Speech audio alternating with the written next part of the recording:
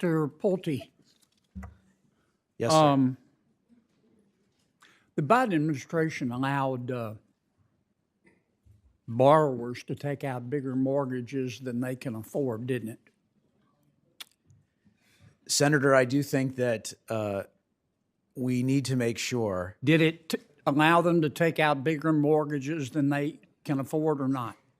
I think sometimes people definitely do take out mortgages that they can't afford. Okay. In fact, 64% of the FHA borrowers last year exceeded the 43% debt-to-income ratio, didn't it? I would believe that to be true. I'm not familiar with that statistic. In fact, the FHA loan portfolio today is bigger than it was before the 2008 housing crisis, isn't it? I would believe that to be true, but FHFA would be under HUD, so I would... And when people borrow more money than they can afford, many times they default. Is that true? That is true. And I'm not just picking on FHA. Fannie Mae and Freddie Mac have done this too, haven't they? Yes, sir. Now, normally when people borrow too much money, they default. But under the Biden administration, they implemented a program where if you're about to default, the taxpayers will pay your mortgage. Isn't that correct? Do you have a specific policy that you're referencing, Senator? Yeah. The FHA instituted a program that pays mortgage servicers to make borrowers missed payments for them. Thank you, Senator, for the question. I'm not familiar with that specific FHA Well, you program. need to be. I would be happy to look into You it and need to get back be. with you. They take taxpayer money, and they give it to people, and it's added to the principal of their home without accruing interest, so that a lot of these folks now have homes on which they owe more money than the home is worth. Yes. You're not familiar with that?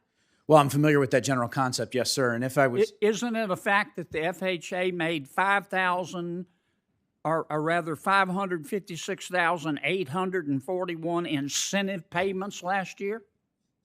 Sir, I'm not familiar with that exact statistic. FHFA would be under my friend and colleague Scott Turner. Right, and Fannie Mae and Freddie Mac did the same thing, didn't they? They probably did. So we got a house of cards here.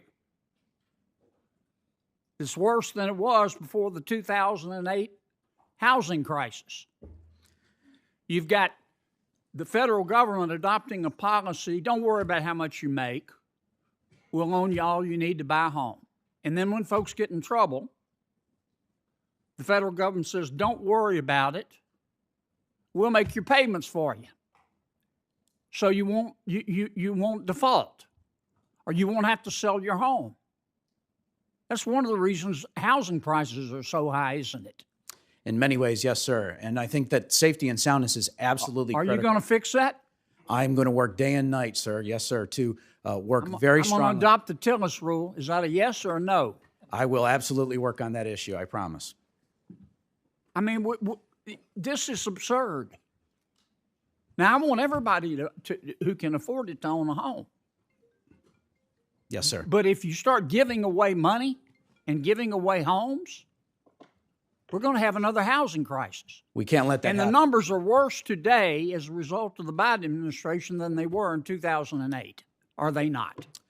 I'm not sure which numbers you're specifically referring to, but inflation... America's housing market is once again under the microscope.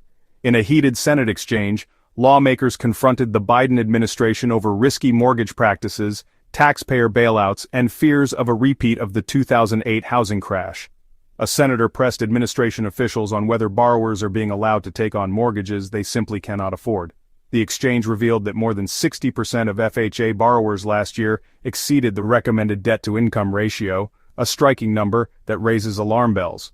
When families borrow more than they can realistically pay back, the outcome is often default. But instead of letting the market correct, critics argue the administration has put taxpayers on the hook funding programs that step in to cover missed payments, only to add them back onto mortgage principals. The concern? America may be building another house of cards. The FHA loan portfolio is already larger than it was before the 2008 housing crisis. With federal guarantees cushioning risky lending, Some senators warned history could be about to repeat itself. Others pointed to a different solution: deregulation. By removing restrictions that hinder housing production, officials argue supply could finally catch up to demand, helping lower home prices without pushing the nation into a recession. As Washington debates, Americans continue to struggle with high housing prices. The exchange made one thing clear: without meaningful reform, the dream of affordable homeownership may slip even further out of reach. The battle I'm referring to the accurate numbers. I believe that the last 4 years have been extremely challenging. Well, I appreciate all that, but don't start talking like a bureaucrat. You're not confirmed yet. We got a problem here. You got to address it. Yes, sir, and I will be laser focused on this issue. And Dr. I can't see that for Dr. Moran. One of the best ways to get down prices is to deregulate, isn't it? Thank you, Senator. I do agree that regulations prevent production, and if we can remove regulations, we can get more production. Well, I'm hoping that you and Russ Vogt will focus, among other things, on deregulation. Now, I know everybody's talking about DOGE and immigration and the war in Ukraine and the Super Bowl, but meanwhile, people are still suffering from high prices. Very predictable, because when you have inflation and you get it down, that's disinflation. But the housing prices, or the high prices, still remain. It's not President Trump's fault. That's just the way it works. Now, we can make those prices go down, but we have to go into a recession, wouldn't we? That's one way, isn't it? Senator, I got 30 seconds. That's one way, isn't it? Yes, it's not. Well, but you let Warner go on like a he was wild as a March hare. I'm still letting you go on for a little bit, but okay. Now you're 47. My point is one of the ways to get prices down is to start deregulating. That's a much better way. And I'm hoping the White House is going to get you and Russ Vogt to focus on it.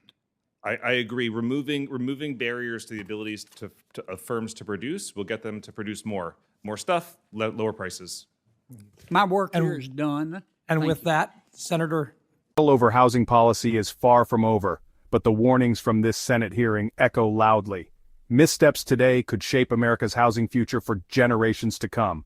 If you enjoyed this breakdown, don't forget to like, comment, and hit the subscriber button for more political showdown.